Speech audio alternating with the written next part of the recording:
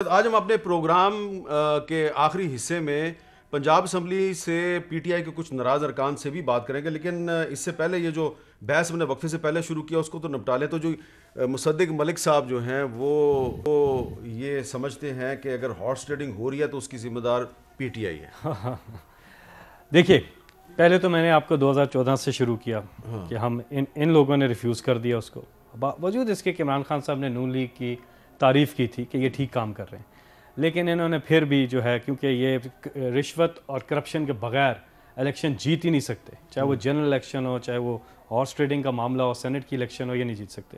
یہ جو ہم کانسٹیٹیوشنل امینڈمنٹ لے کے آئے ہیں، اگر یہ اس کی فیور میں تو اس کو ووٹ کر دیتے، لیکن یہ ہر پبلک انٹرسٹ کی جو قانون سازی ہوتی ہے اس کو مشروط کرتے ہیں اس چیز سے۔ فیٹف میں ہم لے کے آئے انتہائی قومی مفاد کی لیجسلیشن تھی، انہوں نے کہا ٹھیک ہے ہم آپ کے ساتھ اس پہ ووٹ دینے کو تیار ہیں اگر آپ ہمیں یہ دے دیں۔ نیب آرڈیننس میں 38 میں سے 34 شکے کہتے ہیں تبدیل کر دیں۔ 99 سے پہلے کے کیسز یہ لکھ کے دیا ہے، کہتے ہیں کون سا N R O Imran Khan صاحب نہیں دے سکتے این آر او، تو پھر مانگتے کیوں ہو بابا؟ یہ این آر او اور جو عمران خان صاحب سے آپ نے مانگا ہے، کیا کہا انہوں نے؟ 99 سے پہلے کی کیسز معاف کر دیں، 99 کروڑ 99,999 روپے تک کی کرپشن کرنے دیں، اور نیب جو ہے منی لانڈرنگ کو نہ دیکھیں، کیونکہ سارے کیسز منی لانڈرنگ کے بینیفیشری کون کون ہیں؟ نواز شریف، شہباز شریف، آصف زرداری، یوسف رضا گیلانی، مریم نواز، خواجہ آصف، حقان عباسی، خورشید شاہ، رانا ثناء اللہ، یوسف رضا گیلانی صاحب اب اسلام آباد سے سینٹ کا الیکشن لڑیں گے، جاوید لطیف، اور آپ کے لیے بہت بڑا خطرہ بن گئے ہیں۔ اور اس میں سارے کیسز ہیں، چودھری چوگر میں لذیذیہ سر میں ریون فیلڈ کہتے ہیں یہ سارے کیسز معاف کر دیں، ہم آپ کو ہر لیجسلیشن میں ووٹ کرنے کو تیار ہیں۔ سینٹ کی جو آئینی ترمیم تھی ہم لے کر کے آئے، انہوں نے آپ کے سامنے ریفیوز کر دیا۔ یہ شفافیت چاہتے ہی نہیں ہیں۔ اب سپریم کورٹ نے تشریح کرنی ہے کہ سینٹ کی جو الیکشن ہے انڈر دا کانسٹیٹیوشن ہے یا نہیں ہے، ٹھیک ہے؟ نہیں، لیکن آپ نے سپریم کورٹ کے فیصلے کا انتظار نہیں کیا، آپ صدارتی ریفرنس لے آئے ہیں۔ کنڈیشنل ہے، 1955 سے لے کے اب تک کتنے کنڈیشنل ہیں؟ آپ کو کیسے پتا ہے کہ سپریم کورٹ آپ کی مرضی کا فیصلہ کرے گی؟ معزز عدالت نے بھی اس پہ ریمارکس دیے ہیں کہ ٹھیک ہے، اچھا ہاں انہوں نے کہا نتھنگ ٹو ڈو وتھ، ٹھیک ہے، کنڈیشنل ہے۔ اگر کنڈیشنل نہ ہوتا ہم اس کو کالعدم قرار دیتے۔ معزز عدالت کے یہ ذرا ایشو یہ نپٹا لیں کہ یہ مصدق ملک صاحب یہ بتائیں کہ کیا یہ پی ڈی ایم کی جماعتوں میں اتفاق ہو گیا کہ یوسف رضا گیلانی صاحب کو آپ اسلام آباد سے سینیٹر بنائیں گے، اور اگر آپ کامیاب ہو جاتے ہیں تو کیا پھر اس کے بعد پھر آپ تحریک عدم اعتماد کی طرف بھی جائیں گے؟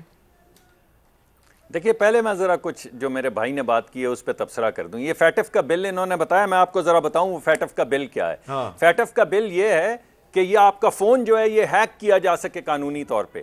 فیٹف کا بل یہ ہے کہ آپ کے کمپیوٹرز ہیک کیے جا سکیں۔ فیٹف کا بل یہ ہے کہ آپ کی بچیوں کی ویڈیوز بنائی جا سکیں۔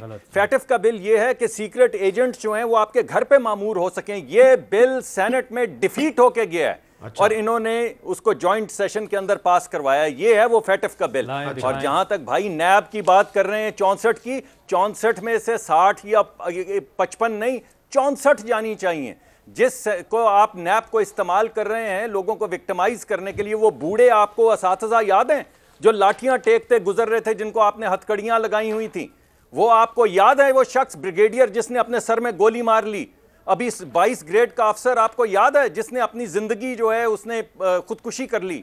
آپ کو وہ استاد یاد ہے جس کو مرنے کے بعد وہ لگا کے ہتھ کڑی لے کے تصویریں اتارتے رہے اور آپ کی کابینہ کے ممبران نے ٹیلی ویژن پہ آ کے کہا کہ ہم نے اس وجہ سے مرے ہوئے آدمی کو ہتھ کڑی لگائی ہے تاکہ لوگوں کو عبرت ہو؟ مصدق ملک صاحب، آپ کس طرح کے قوانین لا رہے ہیں؟ آپ کو ایک سابق وزیر اعظم یاد ہے یوسف رضا گیلانی، جس کے خلاف آپ عدالت میں گئے تھے اور آپ کی درخواست پہ وہ ڈسکوالیفائی ہو گئے تھے، اب آپ ان کو اپنا سینٹ کا مشترکہ امیدوار بنا رہے ہیں یعنی؟ اور آپ کو یاد ہے کہ آپ 10 سال نیب قوانین میں ترمیم نہیں کر سکے؟ آپ کو یاد ہے کہ نیب چیئرمین کس نے لگایا تھا؟ آپ کو یاد ہے کہ یہ ساری چیزیں آپ بھی کر سکتے تھے لیکن نہیں کی؟ ہاں بھائی سینیٹر صاحب، آپ ماشاءاللہ بڑی اچھی باتیں کر رہے ہیں، لیکن آپ کے دور میں آپ کو ہم نے گھسیٹا ہوتا۔